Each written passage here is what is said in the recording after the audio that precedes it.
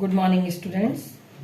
Cost account unit 1 का important question है difference between cost and financial account, लागत और वित्तीय लेखों में अंतर। अक्सर ये क्वेश्चन परीक्षा में पूछा जाता है, तो हमें अंतर के आधार को समझना है। अंतर के आधार को समझकर हम कॉस्ट अकाउंट और फाइनेंशियल अकाउंट में डिफरेंस को अच्छे से बता सकते हैं। तो मैं आपको बेसिस ऑफ डिफरेंस या अंतर के आधार आपको समझाने की कोशिश करती हूँ। सबसे पहले है लेखों का प्रयोग, uses of accounting, it means लेखों का प्रयोग। तो अकाउंटिंग जो होती है, तो यहाँ पर जब हम कॉस्ट की बात करते हैं तो सेवा प्रदान करने वाली यानी सर्विस सेक्टर या कोई वस्तु का प्रोडक्शन करने वाली जो ऑर्गेनाइजेशन होती है, औद्योगिक संस्थाएं होती हैं, इंडस्ट्रीज होती हैं, वहां पर कॉस्ट अकाउंटिंग का प्रयोग किया जाता है। फाइनेंशियल अकाउंट को यदि हम देखते हैं तो ये लेके सभी संस्थाओं द्वारा रखे जाते हैं, चाहे वो औद्योगिक हो या व्यापारिक हो। आप मेरी बात को समझ रहे हैं। यूजेस ऑफ अकाउंटिंग ये कहां पर यूज होते हैं? तो कॉस्ट अकाउंट जो है वो हमेशा जहां प्रोडक्शन होता है वहां पर यूज होती है, और फाइनेंशियल अकाउंट औद्योग जहां प्रोडक्शन हो या जहां ट्रेडिंग हो, बिजनेस हो, वहां भी यूज होते हैं। सेकंड है इसका अकाउंटिंग ऑफ एक्सपेंसेस, एक्सपेंसेस को लिखना। तो कॉस्ट अकाउंट के एक्सपेंसेस होते हैं सामग्री, श्रम, व्यय। इट मीन्स यहाँ कॉस्ट से रिलेटेड, प्रोडक्शन कॉस्ट से रिलेटेड एक्सपेंसेस होंगे। और फाइनेंशियल अकाउंट में जब हम देखते हैं तो यहाँ पर वित्तीय प्रकृति के एक्सपेंसेस होंगे, फाइनेंशियल नेचर के एक्सपेंसेस होंगे, जिसमें प्रोडक्शन से रिलेटेड हो यही जरूरी नहीं है। इसमें अंतिम उपभोक्ता तक वस्तु पहुंचाने के लिए जो एक्सपेंसेस किए जाते हैं, ट्रेवलिंग एक्सपेंसेस, एडवर्टाइजमेंट, टैक्स और सेलिंग एक्सपेंसेस, ये सारे खर्चे भी फाइनेंशियल अकाउंट में जोड़े जाते हैं। नेक्स्ट हम देखते हैं profit and loss. Profit and loss की यदि हम बात करते हैं तो जब हम कॉस्ट पता कर लेते हैं, कॉस्ट अकाउंट में जब वस्तु की कॉस्ट पता चल जाती है, लागत पता चल जाती है, तो उसमें लाभ या हानि ज्ञात करना पड़ता है। और फाइनेंशियल अकाउंट में आप जर्नल से लिखना चालू करते हैं और final account, final profit and loss account जब बनता है, बैलेंस शीट बनती है, तब आपको जाकर लाभ हानि खाते से प्रॉफिट एंड लॉस अकाउंट से उसके लाभ का पता चलता है, और बैलेंस शीट से बिजनेस की फाइनेंशियल कंडीशन, व्यवसाय की आर्थिक स्थिति का पता लगता है। अब हम बात करते हैं एस्टिमेटेड एक्सपेंसेस। तो कॉस्ट अकाउंट में उत्पादित वस्तु की लागत में जोड़े गए व्यय अनुमानित होते हैं। इट मीन्स कॉस्ट अकाउंट में जब हम एस्टिमेटेड एक्सपेंसेस निकालते हैं तो हम अनुमान लगा के एक्सपेंसेस को जोड़ते हैं, और फाइनेंशियल अकाउंट में कोई भी एस्टिमेटेड एक्सपेंसेस नहीं होते। यहाँ पर रियल एक्सपेंसेस जो आप कर चुके हैं वही लिखे जाते हैं। नेक्स्ट है एरिया ऑफ कंट्रोल। तो उत्पादित वस्तु की लागत में जोड़े गए वह अनुमानित होते हैं। इसके बाद हम देखते हैं एरिया ऑफ कंट्रोल, नियंत्रण का क्षेत्र। तो ये जो कॉस्ट अकाउंट होती है, यहाँ पर सामग्री तथा स्टोर के निर्गमन और मूल्यांकन पर विशेष नियंत्रण रखा जाता है। इट मीन्स यहाँ पर हम जो मटेरियल खरीदते हैं और उसको स्टोर करते हैं, स्टोर से वो जब फैक्ट्री की ओर जाता है तो उन एक्सपेंसेस पर हम कंट्रोल करते हैं, ज्यादा हम कैश पर कंट्रोल नहीं करते हैं। और फाइनेंशियल अकाउंट पर हमारा पूरा फोकस जो है वो कैश पर होता है, उतनी सामग्री व स्टोर पर नहीं होता है। इट मीन्स हम यहाँ पर ये देखते हैं कि हमारे प्रॉफिट ज्यादा होने चाहिए, बिजनेस में कैश बना रहना चाहिए, ये फाइनेंशियल अकाउंट में देखा जाता है। नेक्स्ट पॉइंट है आपका कैलकुलेशन ऑफ टेंडर प्राइस, निविदा मूल्य की गणना।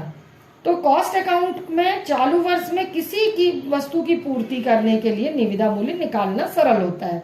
मतलब हमको जो हमारा रनिंग करंट ईयर है उसमें कोई चीज बनाना है तो हम आसानी से उसमें टेंडर प्राइस कैलकुलेट कर सकते हैं।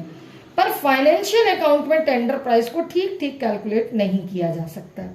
नेक्स्ट है कॉस्ट कंपैरिजन, लागतों की तुलना करना। तो कॉस्ट अकाउंट में एक वर्ष या किसी अन्य अवधि की लागत की तुलना पिछले वर्ष से हम कर सकते हैं।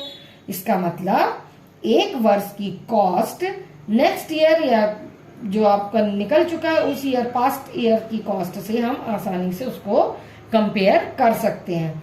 और फाइनेंशियल अकाउंट की यदि हम बात करें तो मतलब तुलना सामान्य रूप से भले ही की जा सके, लेकिन व्यक्तिगत उत्पादित वस्तुओं की कॉस्ट को कैलकुलेट करना और उसको कंपेयर करना इजी नहीं होता है। नेक्स्ट है एफिशिएंसी ऑफ वेरियस डिपार्टमेंट, विभिन्न विभागों की कार्यकुशलता। तो लागत लेखे में क्या होता है, उत्पादन के विभिन्न डिपार्टमेंट अलग अलग होते हैं, तो उनकी कार्यक्षमता और कार्यकुशलता हम आसानी से पता कर सकते हैं।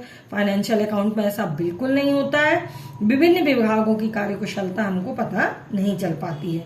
नेक्स्ट है हमारा एनालिसिस ऑफ लेबर रिम्यूनरेशन, मतलब श्रम पारिश्रमिक का विश्लेषण।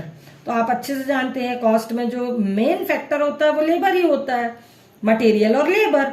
तो यहां पर हम लेबर ने कितने दिन काम किया, कब वो काम नहीं किया, कब उसको बोनस दिया गया, कब उसको छुट्टी पर भी वेतन दिया गया, ये सबका कैलकुलेशन करना कॉस्ट अकाउंट में इजी होता है।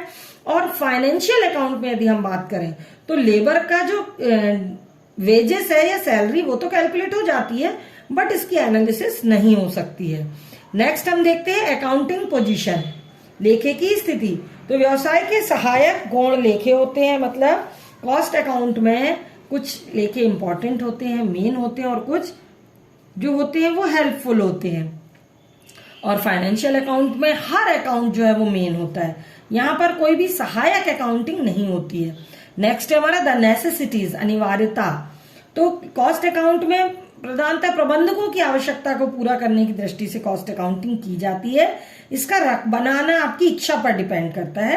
कंपनी अधिनियम ने कुछ निर्माणी उद्योगों में इसको रखना जरूरी कर दिया है, अनिवार्य कर दिया है। पर फाइनेंशियल अकाउंट की हम बात करें तो कंपनी अधिनियम, आयकर अधिनियम के अंतर्गत इसको बनाना बहुत ही जरूरी है, और इसको एक डिसाइडेड प्रोफार्मे में बनाना जरूरी हो जाता है। नेक्स्ट बात करते हैं ऑडिटिंग की। तो लागत लेखांकन में कुछ कंपनियां हैं जिनको ऑडिटिंग करना जरूरी होता है, पर फाइनेंशियल अकाउंट में हर ऑर्गेनाइजेशन को ऑडिटिंग कराना जरूरी होता है। नेक्स्ट बात करते कॉस्ट कंट्रोल।